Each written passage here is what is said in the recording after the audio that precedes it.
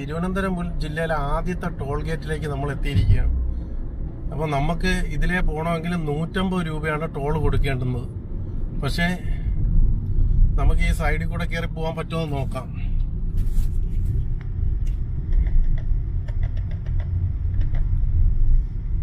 Okay, നമുക്ക് തിരുവനന്തപുരത്ത് ഇവിടെ അടുത്തുള്ള വണ്ടികൾക്ക് ഇതിലേക്ക് ഇങ്ങനെ കയറി പോകാം കേട്ടോ. ഇതെന്താണ് സംഭവിച്ചാലേ, ഈ റോഡ് കംപ്ലീറ്റ് ആയിട്ട് പണി തീർന്നിട്ടില്ല. കേരളത്തിൽ ഏറ്റവും കൂടുതൽ ടോളിന് ഏറ്റവും കൂടുതൽ പൈസ വാങ്ങുന്നത് ഇവിടെയാണെന്നാണ് എനിക്ക് തോന്നുന്നത്. കാര്യം ഒരു സൈഡ് കട്ട് ചെയ്ത് പോകുന്നതിന് 150 രൂപയും തിരിച്ച് ഇങ്ങോട്ട് വരണമെങ്കിൽ 75 രൂപയും. അപ്പോൾ നമ്മൾ ജസ്റ്റ് ഒന്ന് അപ്പുറം, ഇതിന് തൊട്ടപ്പുറം കോവളമാണ്. അപ്പോൾ ഇത് കട്ട് ചെയ്തൊന്ന് കോവളത്തിൽ പോയിട്ട് തിരിച്ച് വരണമെങ്കിൽ 225 രൂപയാണ് ടോള്.